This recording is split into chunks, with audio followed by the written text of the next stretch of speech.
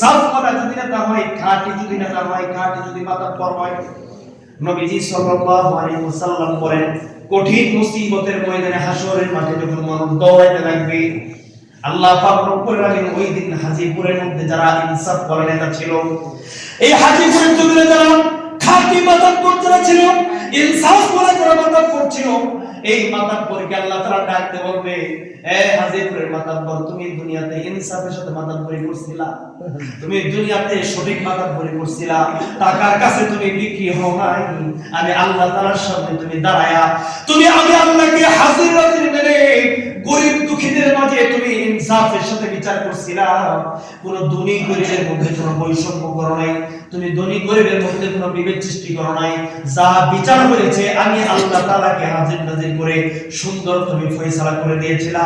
ওই মাতাব্বর যখন কিয়ামতের ময়দানে কঠিন মুসিবতের ময়দানে দৌড়াইতে যখন থাকবে, আমার আল্লাহর নবীজি বলেন আল্লাহ তাআলা ওই কঠিন মুসিবতের ময়দানে ওই হাজীপুরের ওই অমুক এলাকার মাতাব্বরকে আল্লাহ তাআলা ডাক দিয়ে বলবে, হে মাতাব্বর রে, এই ইনসাফওয়ালা মাতাব্বর, কিয়ামতের ময়দানে আজকে তোমাকে দৌড়াইতে হবে না, আজকে আমি আল্লাহ তাআলা তোমাকে দুনিয়াতে ক্ষমতার মস্তদে বসাইছিলাম, ইনসাফ কায়েম করছিলাম, ন্যায় বিচার করছিলাম, আজকে তোমার দুনিয়াতে যেমন সম্মান ছিল, এই কিয়ামতের ময়দানেও আমি তোমাকে সম্মানিত করব। সুবহানাল্লাহ। একবার চিন্তা করে দেখেন কি সম্মান দেওয়া।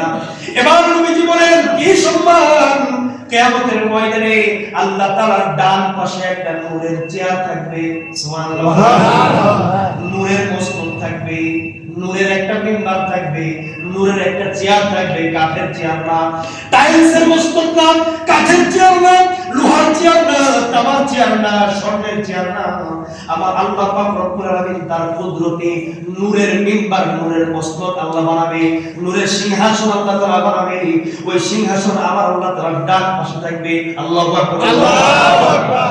আল্লাহ পাক রব্বুল আলামিন কিয়ামতের ময়দানে আমার আল্লাহ তাআলার ডান পাশে যে নূরের মস্তক থাকবে, নূরের সিংহাসন থাকবে, সেই দিন আল্লাহ তাআলা ওই যে হাজীপুরের মধ্যে যে মাতাব্বরটা ইনসাফের সাথে বিচার করেছে, টাকার পিছনে দৌড়ায় নাই, ঘুষের পিছনে দৌড়ায় নাই, ইনসাফের সাথে বিচার করেছে, ধনী গরিব বিভেদ করে নাই, সেদিন আল্লাহ পাক রব্বুল আলামিন কেমন জানি নাম ধরে বলবে, এ হাজীপুরের মাতাব্বর, এই কিয়ামতের ময়দানে কঠিন মুসিবতের ভিতরে তোমাকে পড়তে হবে না রে, আয় তাকায়া দেখ, আমি আল্লাহর ডান পাশে নূরের একটা মিম্বার রাখা আছে রে, আমি দুনিয়াতেও তোমারে সম্মানিত করেছিলাম, দুনিয়াতেও ক্ষমতা দিয়েছিলাম, দুনিয়াতে পাওয়ার দিয়েছিলাম, কোটি কোটি মানুষ আজকে তাকায় দেখবে, আজকে তোমার জায়গা হবে আমি রবের ডান পাশে নূরের চেয়ারের মধ্যে। একজন ইনসাফ করা মাতাব্বরকে, নেতাকে কিয়ামতের ময়দানে আল্লাহ তাআলা তার রহমান আমার আল্লাহ তাআলা ডান পাশে নূরের মিম্বারে আল্লাহ তাকে বসায় দিবেন। সুবহানাল্লাহ। এজন্য যারা নেতাগিরি করেন, যারা মাতাব্বরগিরি করেন, যাদেরকে আল্লাহ পাক রব্বুল আলামিন ক্ষমতার মস্তদে বসিয়েছে, ক্ষমতা পায় আমার মালিককে ভুলে যায় না, মাতাব্বরের দায়িত্ব পেয়ে আমার আল্লাহ তাআলাকে ভুলে যায় না। আপনার জন্য একটা খুশনসিব আছে যেটা অন্য কারোর জন্য নাই। যদি দুনিয়াতে যদি ইনসাফের সাথে যদি মাতাব্বরি যদি করতে পারেন, নেতাগিরি যদি করতে পারেন, আমার আল্লাহ তাআলা কিয়ামতের ময়দানে বড় আদর করে আমার আল্লাহ তাআলা ডাক দিয়ে বলবে, রে বান্দা, আজকে কঠিন মুসিবতের দিনে তোমাকে কষ্ট করতে হবে না, আমার রহমতের দয়ায় তুমি আমার নূরের মিম্বারে বসে যাও। এই ইনসাফের বিচারের ক্ষেত্রে কাকে মানবো আমরা? দুনিয়ার কোন তন্ত্রমন্ত্র দিয়ে ইনসাফ কায়েম হয় না। ইনসাফ প্রতিষ্ঠা করেছে আমার আপনার নবী জনাবে মুহাম্মদুর রাসূলুল্লাহ সাল্লাল্লাহু আলাইহি ওয়াসাল্লাম। কথা বলেন ঠিক না বেশি? এই পৃথিবীর ভিতরে আমাদের নবীর মতো দ্বিতীয় আর কোন নেতা এই পৃথিবীতে আসবে না। কথা বলেন ঠিক না? যদি ইনসাফ কায়েমের ক্ষেত্রে যদি নবীজির সিরাতকে যদি ফলো করেন, আমার আপনার নবী সাল্লাল্লাহু আলাইহি ওয়াসাল্লাম তিনি কিভাবে ইনসাফ করেছেন, যদি আমার আপনার নবীর দিকে যদি আপনি ফলো করেন, তাহলে ইনসাফ কেমন করে কায়েম করতে হয়, হাজীপুর এলাকার যারা মাতাব্বর আছেন স্পেশাল ভাবে আপনাদের জন্য বয়ান কথা বলে শুনবেন। বুখারী শরীফের হাদিসের মধ্যে আসছে, আমি আজকে আপনাদের বলেছি আল্লাহর কুরআন এবং রাসূলের হাদিসের বাইরে একটা কথা বলবো না, কারণ যেহেতু নেতাদের নিয়ে কথা বলতেছি, বাইরে থেকে কথা বললে আবার বলবেন হুজুর মসজিদে রাজনীতি করতেছে। আমি মসজিদে রাজনীতি করতেছি না, যেহেতু একজন পাবলিককেও আমার বুঝাইতে হবে, একজন নেতাকেও আমাকে বুঝাইতে হবে। কথা বলেন ঠিক না? আমি একজন ইমাম, এটা আমার দায়িত্ব, বলতেই হবে। কিয়ামতের ময়দানে আপনি নেতার জন্য আল্লাহ আরশে ছায়া করবে, আল্লাহর ডান পাশে চেয়ার থাকবে, কত বড় আল্লাহ তাআলা আপনাকে পুরস্কার দেবে। এই বয়ান যদি আমি না করি তাহলে আপনি বলবেন আল্লাহ আমাদের মসজিদের খতিব সাহেব এই বয়ান তো কোনোদিন করে নাই, বয়ান করলে তো হয়তো ইনসাফ করতাম। কথা বলেন আল্লাহর নবী সাল্লাল্লাহু আলাইহি ওয়াসাল্লাম বুখারী শরীফের হাদিস আম্মা আয়েশা সিদ্দিকা রাদিয়াল্লাহু তাআলা আনহা তিনি বর্ণনা করেন, কুরাইশ গোত্রের মধ্যে মাখজুমি একটা বংশের নাম, যেমন শেখ বংশ, সরকার বংশ আছে না, খান বংশ আছে। কুরাইশ গোত্রের মধ্যে একটা বংশের নাম হলো মাখজুমি বংশ, যেটা কুরাইশ বংশের মধ্যে সম্ভ্রান্ত বংশ, অনেক প্রভাবশালী বংশ। যেই বংশ থেকে অনেক নেতা নেত্রী তৈরি হয়, কুরাইশ বংশের মধ্যে ওই বংশের নাম হলো মাখজুমি বংশ। বংশের নাম কি? মাখজুমি। বলেন নাম কি? মাখজুমি। শিখেন মাখজুমি নাম কি? বলেন মাখজুমি বংশ। সেই মাখজুমি বংশের একজন মহিলার নাম হলো ফাতেমা আল মাখজুমি। নবীজির মেয়ে ফাতেমা না, ওই বংশের একজন মেয়ের নাম হলো ফাতেমা। আপনার মেয়ের নাম যেমন কুলসুম, আর একজনের বেটির নাম হতো কুলসুম, রাখতে পারে নবীজির মেয়ে ফাতেমা না, ওই মাখজুমি বংশের একজন মেয়ে, তার নাম কি? ফাতেমা।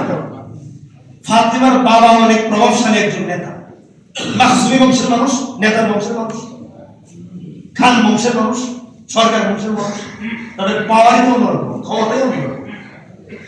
এই মাখজুমি বংশের মেয়ে ফাতেমা আল্লাহর নবী সাল্লাল্লাহু আলাইহি ওয়াসাল্লাম মক্কা বিজয়ের কিছুদিন পরে, মক্কা যখন বিজয় করেন, মক্কা বিজয়ের কিছুদিন পরে, মক্কা বিজয়ের পরে আল্লাহর নবী সাল্লাল্লাহু আলাইহি ওয়াসাল্লাম মক্কাতে, গোটা মক্কা মদিনার মধ্যে আল্লাহ তাআলার কোরআনের আইন চলবে, আর কারো আইন চলে না। সুবহানাল্লাহ। নবীজি যখন কোরআন বিচার করতে যান, আল্লাহ কোরআন দিয়ে বিচার করেন। আজকে আমরা মুসলমান আছি, সব কিছু মানি, কিন্তু বিচারের সময় আল্লাহর কোরআন মানি না। এজন্যই তো আমাদের এলাকা থেকে, আমাদের রাষ্ট্র থেকে, আমাদের দেশ থেকে সন্ত্রাস দূর হয় না। কথা বলে ঠিক না? আল্লাহর কসম করে বলি, যদি আমরা আমাদের সংবিধানে, যদি আমাদের প্রত্যেকটা আইনে যদি কোরআনের বিধান যদি মানতাম, আরো 100 বছর আগে আমাদের দেশ থেকে সুর বাটপা সব দূর হয়ে যাইতো। কথা বলে ঠিক না? মুহতারাম হাজির, আল্লাহর নবী সাল্লাল্লাহু আলাইহি ওয়াসাল্লাম তিনি মক্কাতুল মুকাররমায়, খানায় কাবার মধ্যে, মক্কা মুকাররমা সহ মদিনা মুনাওয়ারা সহ কোরআনের শাসন করেন, কোরআন দিয়ে বিচার করেন। কিন্তু হঠাৎ করে মক্কা বিজয়ের পরে ওই মাখজুমি বংশের একজন মেয়ে, তার নাম হলো ফাতেমা, ফাতেমা মাখজুমি। এই ফাতেমা মাখজুমি একজনের বাড়ি থেকে একটা জিনিস চুরি করছে। কি করছে? ধনী মানুষের মেয়ে আবার চুরি করছে, সম্ভ্রান্ত ফ্যামিলির মেয়ে চুরি করছে। চুরি করতে যায় ধরা পড়ছে। এবার চুরি করতে যায় ধরা পড়লে বিচার আছে না নাই? বলেন আছে। এবার চুরি করতে যায় যখন ধরা পড়ছে, সারা মক্কা মুকাররমার ভিতরে যখন আওয়াজ উঠছে, মাখজুমি বংশের একজন মেয়ে ফাতেমা চুরি করতে যায় ধরা পড়ছে, বিচার হবে। যেহেতু আল্লাহর নবী সাল্লাল্লাহু আলাইহি ওয়াসাল্লাম তিনি আল্লাহর কোরআনকে বাস্তবায়ন করার জন্য, আল্লাহর কোরআনের বিধানকে বাস্তবায়ন করার জন্য দুনিয়াতে আল্লাহ তাকে প্রেরণ করেছেন, তাহলে এই চুরের বিচার তো কোরআন দিয়ে হবে। কথা বলেন ঠিক না? কোরআনের বিধান কি জানেন? সূরা মায়েদার ভিতরে আল্লাহ তাআলা বলেছেন, আস-সারিকু ওয়াস-সারিকাতু ফাকতাউ আইদিয়াহুমা। চোর পুরুষ হোক আর মহিলা হোক, যখন চুরি করবে, নেশাব পরিমাণ চুরি করলে ওই চুরের হাত কেটে দেওয়া হবে। এটা কিসের বিধান? কোরআনের বিধান। কিসের বিধান? কোরআনের বিধান। চোর পুরুষ হোক আর মহিলা হোক, নেশাব পরিমাণ চুরি করলে তার হাত কেটে দেওয়া হবে। এবার আরবের মানুষ যখন জানলেন, মাখজুমি বংশের মানুষ যখন ফাতেমা চুরি করছে, চুরি করার পর ধরা পড়ছে, এবার তার চুরের বিচার হবে, তার তো হাত কেটে ফেলবে। চুরের বিচার। মাখজুমি বংশ, এটা আবার নবীজির কাছাকাছি বংশ, নবীজির দাদির রক্তের সাথে মাখজুমির বংশ। সুবহানাল্লাহ। তার মানে নবীজি সাল্লাল্লাহু আলাইহি ওয়াসাল্লাম এর দাদির বাড়ি হলো বংশের লোক হলো মাখজুমি বংশ, নবীজির দাদের রক্তের সাথে নবীজির একটা সম্পর্ক আছে। এবার মাখজুমি বংশের মানুষরা তারা নিজেরা বৈঠক করলো, যদি আজকে ফাতেমা মাখজুমির চুরি করার কারণে যদি তার হাত যদি কেটে ফেলা হয়, তাহলে ফাতেমার একটা হাত কাটবে কিন্তু পুরো মাখজুমি বংশের নাক কাটা যাবে, বেইজ্জতি হবে। কথা বলেন ঠিক না? এবার মাখজুমি বংশের মানুষরা চিন্তায় পেরেশান, এবার তারা পেরেশান হয়ে গেছে। বুখারী শরীফের হাদিস, বানোয়াট কোনো কথা নয়, নবীজির হাদিসের মধ্যে আসছে, আম্মা আয়েশা বলেন, এবার মাখজুমি বংশের মানুষ তারা পেরেশান হয়ে গেছে, নবীজির কাছে কে সুপারিশ করবে যেন হাতটা যেন না কাটে, সুরের বিচারটা যেন ফাতেমার বিচারটা যেন একটু হালকা করে দেয়। আমি আবার বলতেছি, এই ফাতেমা নবীজির মেয়ে ফাতেমা নয়, এটা মাখজুমি বংশের ফাতেমা। ওই বংশের একজন মেয়ে ফাতেমা চুরি করতে গিয়ে ধরা পড়েছে। এবার তারা সকলে মিলে পরামর্শ করতেছে যেন এই চুরির বিচারটা যেন না হয়, হাত যেন না কাটা হয়। এবার এই কথাটা নবীজির কাছে কে বলবে? নবীজির পালক পুত্র নাম হলো যায়েদ ইবনে হারিস। নবীজি তাকে অনেক মহব্বত করতেন। যায়েদ ইবনে হারিসার একজন ছেলে, ওই ছেলের নাম হলো উসামা। নাম কি? উসামা। তার মানে নবীজির পালক পুত্রের ছেলে, মানে নবীজির নাতি। নবীজির নাতি। আল্লাহর নবী সাল্লাল্লাহু আলাইহি ওয়াসাল্লাম বুখারী বর্ণনায় আসছে, আল্লাহর নবী ওই যায়েদ ইবনে হারিসার ছেলে উসামাকে নবীজি অনেক ভালোবাসতেন। এবার মাখজুমি বংশের লোকেরা চিন্তা করলো, নবীজি যেহেতু উসামাকে অনেক ভালোবাসে, তাহলে এই কথাটা আমরা উসামার মাধ্যমে নবীজিকে জানাবো, যেন ওই ফাতেমা মাখজুমি আমাদের বংশের মেয়ের যেন হাত যেন না কাটা হয়, বিচারটা যেন একটু নরমাল করা হয়। আমরা একটু ধনী ধরাক্ত মানুষ, প্রভাবশালী মানুষ, আমাদের একটা ইজ্জতের ব্যবসা আছে। এবার উসামাকে ডাক দিয়া মাখজুমিরা বলে, উসামা, নবীজিকে তুমি শুধু বলবা, নবীজি এই মাখজুমি বংশের সাথে আপনার দাদির রক্তের সম্পর্ক আছে, আপনার বংশ, দাদির বংশ, আপনার রক্তের সম্পর্ক বংশ, আপনার একটা ইজ্জতের ব্যাপার আছে। যদি এই বংশের মেয়ের যদি হাত কাটা হয়, তাহলে আপনার ইজ্জত যাবে। কি টেকনিক! এবার মাখজুমি তাদের বংশের লোকেরা উসামার কাছে এই কথাটা বলে উসামাকে নবীজির কাছে পাঠাইছেন। এবার নবীজির কাছে উসামা যায়, নবীজিকে সালাম দেয়, সালাম দিয়ে নবীজিকে বলে, নবীজিকে জিজ্ঞাসা করে, ওগো আল্লাহর হাবিব উসামা, আমি উসামা আপনার নাতি যায়েদ ইবনে হারিসার আমি সন্তান, আমি উসামা, আপনারা আমার অনেক ভালোবাসা, অনেক মহব্বত করেন। নবীজি বলেন, হ্যাঁ আমি তো তোমার অনেক ভালোবাসি, তোমার অনেক মহব্বত করি। উসামা ডাক দিয়ে বলে, আমি আপনার কাছে একটা আবেদন নিয়ে আসছি, সুপারিশ নিয়ে আসছি। কি নিয়ে আসছে বলেন? সুপারিশ। বুখারী বর্ণনায় আম্মা আয়েশা বলেন, উসামা যখন নবীজির কাছে যখন সুপারিশ নিয়ে যখন নবীজিকে বলতেছে, ও আল্লাহর হাবিব, যে ফাতেমা মাখজুমি যে ফাতেমা চুরি করছে, এটা তো আপনার দাদের রক্তের বংশের লোক, আপনার দাদের রক্তের বংশের মহিলা, যদি এই মহিলার যদি আপনি হাত কাটেন, এত বড় একটা প্রভাবশালী বংশ, তাদের সম্মান হানি হবো, তাদের সম্মান কমবে। এই বংশের সাথে তো আপনার রক্তের সম্পর্ক আছে, তাদের রক্তের সম্পর্ক। ওগো আল্লাহর হাবিব, যদি এই হাত কাটা, যদি এই চুলের বিচার, হাত যদি না কাটা, যদি অন্য কোনো বিচার করা যায়, একটু দেখেন না, যদি একটু মাফ করে দেওয়া যায়, এইটা একটু দেখেন না। এই কথা যখন উসামা যখন নবীজির সামনে বলছে, আল্লাহর নবীজি সাল্লাল্লাহু আলাইহি সাল্লাম যে উসামাকে এত কলিজা দিয়ে ভালোবাসেন, মহব্বত করেন, উসামা নবীজির চেহারার দিকে তাকায় দেখেন, নবীজির চেহারা রক্তে লাল হয়ে গেছে, সুবহানাল্লাহ। নবীজির চোখগুলো লাল হয়ে গেছে, রাগ পেয়ে নবীজির চেহারা লাল টুকটুকে হয়ে গেছে। আল্লাহর নবী এত সুন্দর মানুষ ছিলেন, নবীজির রগ দিয়া যে রক্ত চলতো দূর থেকে দেখা যাইতো, সুবহানাল্লাহ। এবার নবীজি যখন রাগ করছে, রাগের এত লাল, চেহারা লাল হয়ে গেছে, উসামা নবীজিকে দেখে ভয় পেয়ে গেছে। এবার উসামাকে আল্লাহর নবী সাল্লাল্লাহু আলাইহি ওয়াসাল্লাম বলতেছেন, ও উসামা, তোমার তো সাহস কম নয়, আতাশফাউ ফি হদ্দিন মিন হুদুদিল্লাহ, তুমি কি আল্লাহর আইনের মধ্যে তুমি সুপারিশ করতেছো? আল্লাহু আকবার। তোমার তো সাহস কম নয়, তুমি আল্লাহর আইনে তুমি সুপারিশ করো। এবার নবীজি সাল্লাল্লাহু আলাইহি সাল্লাম তিনি বুঝতে পারলেন, এটা শুধু উসামার কাম না, এটা মাখজুমি বংশের সব মানুষের কাম। এবার আল্লাহর নবী সাল্লাল্লাহু আলাইহি সাল্লাম আর দেরি করলেন না, খানায় কাবার ভিতরে দাঁড়ায় গেলেন। ফাকামান নবী সাল্লাল্লাহু আলাইহি ওয়াসাল্লাম ফিল কাবাতি, নবীজি কাবা ঘরের মধ্যে দাঁড়ায় গেলেন। ওয়া খাতাবা আলান নাস, আমামান নাস, নবীজি সমস্ত মানুষদেরকে ডাক দিলেন, মাখজুমি বংশদেরকে ডাক দিলেন, আরবের মধ্যে যত বংশ আছে সমস্ত বংশের মানুষদেরকে ডাক দিয়ে বললেন, ও বংশের মানুষ এদিকে আসো, ও মুসলমানরা এদিকে আসো, আজকে বয়ান হবে, খুতবা হবে। নবীজির খুতবা শোনার জন্য, নবীজির কথা শোনার জন্য সমস্ত সাহাবায়ে কেরাম পর্যন্ত সমস্ত মুসলমানরা হাজির হয়ে গেছে। এবং নবীজি খুতবার মধ্যে আল্লাহ তাআলা প্রশংসা আদায় করে সমস্ত মানুষদেরকে খুতবার মধ্যে বলতেছে, শুনো রে, আমার পূর্বে অনেক জামানায় আল্লাহ তাআলা আমার পূর্বে যত জামানা ছিল, যত নবীরা ছিল, এই জামানার মধ্যে অনেক অনেক মানুষদেরকে, অনেক সম্প্রদায়কে, অনেক গোষ্ঠীকে, অনেক জাতিকে আল্লাহ তাআলা ধ্বংস করে গজব দিয়ে ধ্বংস করে দিয়েছে। সাহাবায়ে কেরাম জিজ্ঞাসা করে, কেন ধ্বংস করে দিয়েছে?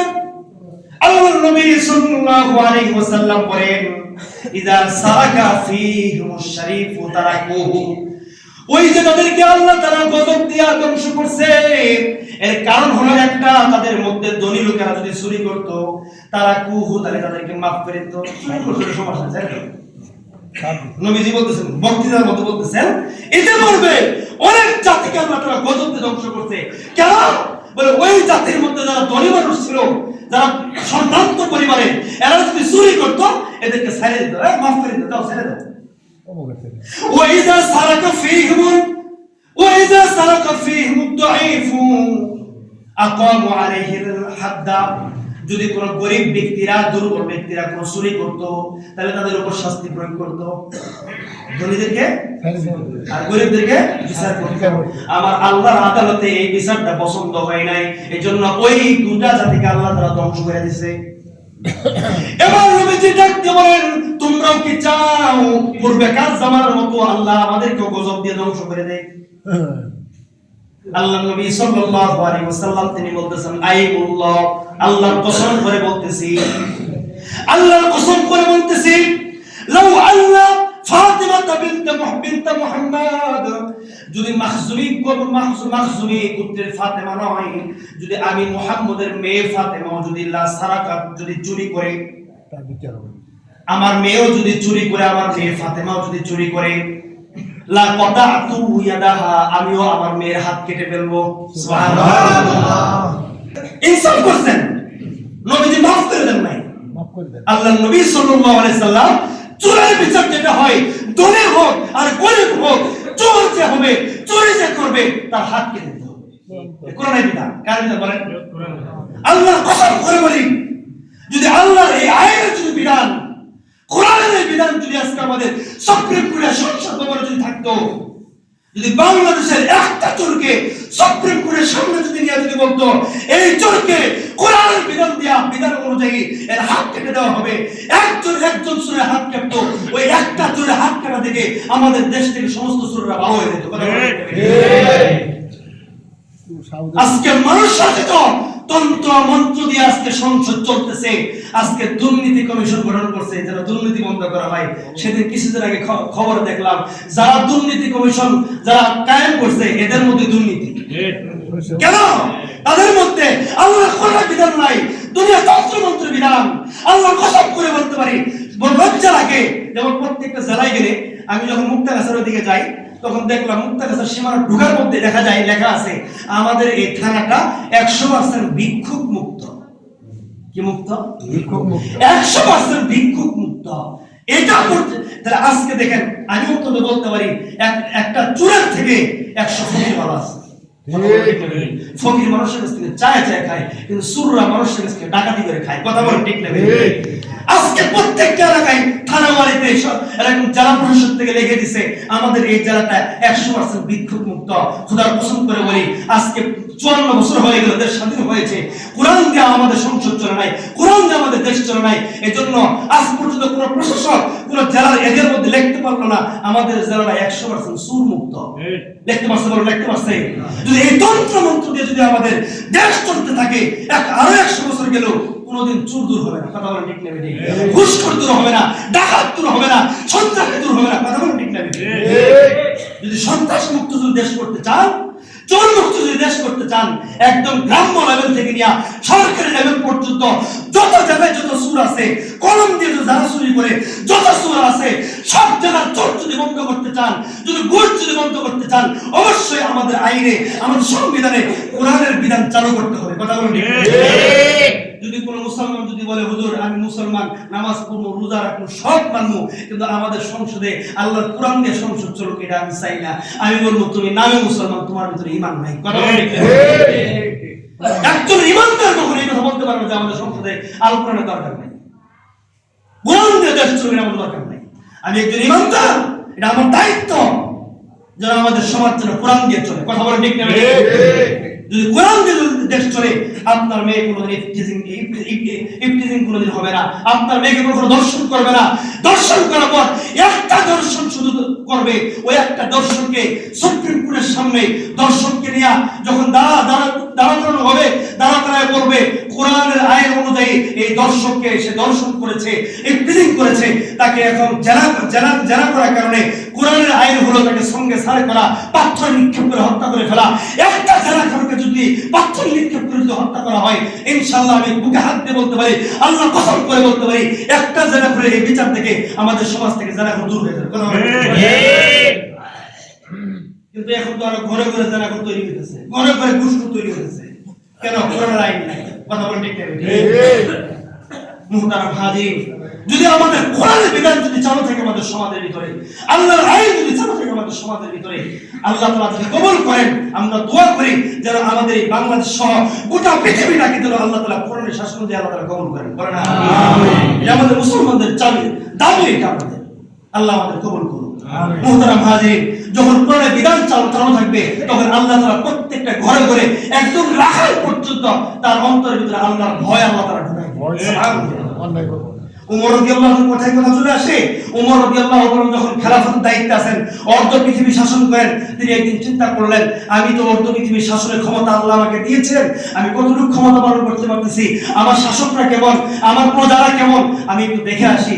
প্রজারা দেখার জন্য মাঠে নামছে, রাখালকে দেখছে, পরীক্ষা করার জন্য রাখালকে বলতেছে, রাখাল ভাই খুব আমি পিপাসিত হয়ে গেছি, আমাকে এক গ্লাস পানি দাও। বলে পানি তো নাই, তাহলে তোমার যে বকরিগুলো দেখতেছি, এই বকরি থেকে দুধ পান করার জন্য আমাকে একটু দুধ দাও। ওই রাখাল বলতেছে, আপনি কে? রাখাল কি বলে? আপনি কে? বলতেছে, আমি একজন পথিক। আপনি কি জানেন না এখন কোরআনের আইন চলতেছে, আল্লাহর বিধান চলতেছে, ওমরের খেলাফত চলতেছে, অথচ উনি কিন্তু ওমর। আপনি কি জানেন ওমরের খেলাফত চলতেছে? বলে কেন, কি হয়েছে? আমি তো তোমার কাছে দুধ চেয়েছি, বকরি থেকে দুধ দিবা। তখন উনি বলতেছে, আপনি কি জানেন না আমি একজন রাখাল, এই বকরিগুলোর মালিক আমি না, আমি আমার মালিকের অনুমতি ছাড়া আপনাকে দুধ দেই কেমনে? ওমর রাদিয়াল্লাহু আনহু, তোমার মালিক তো তোমাকে দেখবে না। এবার ওই রাখাল উমরকে চিনে নাই, পথিক মনে করেছে। উমরের থুতাটা এভাবে নিচের দিক ধইরা উপর দিক করে বলতেছে, এই পথিক শোনো, উমর না দেখতে পারে, আমার মালিক না দেখতে পারে, আমি যে বকরি রাখালগিরি করি, আমার মালিক বকরির মালিক, আমার মালিকের মালিক, উমরের মালিক, তোর মালিক। উপর দিকে তাকায় দেখ, আইন আল্লাহ, আল্লাহ আমার দিকে তাকায় আছে। সুবহানাল্লাহ। আল্লাহ পাক রব্বুল আলামিন রাখালের মধ্যে আল্লাহ তাআলা ভয় ঢুকাই দিয়েছেন। এজন্য মুহতারাম হাজিরিন, আমার আলোচনা যেটা ছিল, কিয়ামতের ময়দানে কঠিন মুসিবতের দিনে আল্লাহ তাআলা 7 শ্রেণীর লোকদেরকে আল্লাহ তাআলা আরশে ছায়া দান করবেন। এর মধ্যে এক নম্বর হলো আল ইমামুল আদিল, ন্যায় বিচারক, ন্যায় শাসক, ন্যায় নেতা যারা হবে, খাঁটি নেতা যারা হবে, এদেরকে আল্লাহ তাআলা ডাক দিয়ে বলবে, বান্দারে কঠিন মুসিবতে কষ্ট করতে হবে না, যাও তোমার জন্য ওই যে আরশে ছায়া দান করলাম। সুবহানাল্লাহ। আল্লাহ তাআলা ডান পাশে নূরের মিম্বার থেকে আল্লাহ তাআলা বসায় দিলেন। সুবহানাল্লাহ। ওই ইমামুল আদিল, ন্যায় বিচারক থেকে এতটুকু কথা বললাম। এজন্য সমাজের যারা ন্যায় বিচারক যারা আছেন, আপনাদের কদমে আমার আরজ থাকবে, আমার আরজ থাকবে। যদি আমার এই কথাটা কোনো পুলিশ শুনে, যদি আমার এই কথাটা কোনো জেলা প্রশাসক শুনে, এমপি শুনে, চেয়ারম্যান শুনে, মেম্বার শুনে, যদি আমার এই কথাটা যদি প্রধানমন্ত্রী শুনে, আমি আপনাদেরকে বলতে চাই, শুনুন, কিয়ামতের ময়দানে আল্লাহ আপনাদের জন্য নূরের মিম্বার রাখছে। সুবহানাল্লাহ। এই কথাটা আমি আপনাদের জানাইতেছি, আপনার জন্য আল্লাহ নূরের মিম্বার রাখছে। তবে শর্ত হলো ইনসাফওয়ালা, ন্যায় নীতিবান একজন বিচারক, ন্যায় নীতিবান একজন নেতা হওয়ার চেষ্টা করুন। কথা বলেন ঠিক না?